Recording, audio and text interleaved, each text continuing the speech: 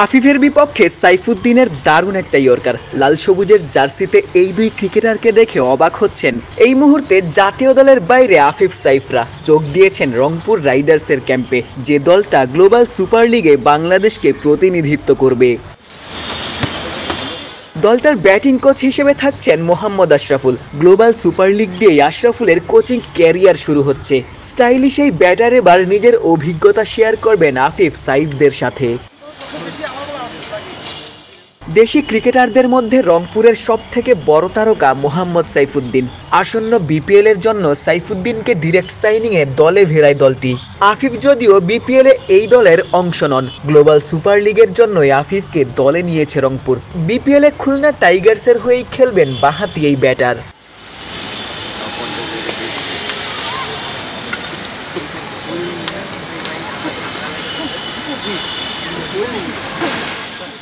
Global টি-20-র জন্য সোহানের দলে রিশাদও যোগ দেবেন। এছাড়া সৌম্য, সাইফ, শেখ মেহেদীদের নিয়ে ব্যালেন্সড দলই গড়েছে রংপুর রাইডার্স। বিপিএল এর মতো গ্লোবাল সুপার লিগেও দলটার ক্যাপ্টেন্সি করবেন নুরুল হাসান সোহান। 9 বাংলাদেশি ক্রিকেটারের সাথে আছেন 4 বিদেশি cricketer. Matthew Forde, Wayne Madsen, Jack Chappell, Harmeet Singh এর পাশাপাশি খেলার কথা রয়েছে স্টিভেন টেইলরেরও। বাংলাদেশের রংপুর রাইডার্স ছাড়াও টুর্নামেন্টে অংশ নিচ্ছে আরও 4 দেশের 4 দল। স্বাগতিক গায়ানা অ্যামাজন ওয়ারিয়র্সের সঙ্গে অস্ট্রেলিয়ার ভিক্টোরিয়া, পাকিস্তানের লাহোর কালান্দার্স এবং ইংল্যান্ডের হ্যাম্পশায়ার হকসও এই টুর্নামেন্টে অংশগ্রহণ করছে।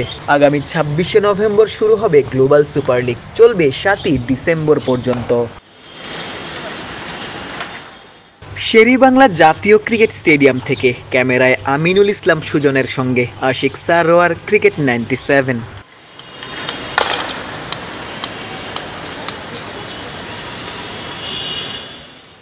Double million offer Walton fridge কিনে পেতে পারেন 20 লক্ষ টাকা, রয়েছে কোটি কোটি টাকার নিশ্চিত উপহার।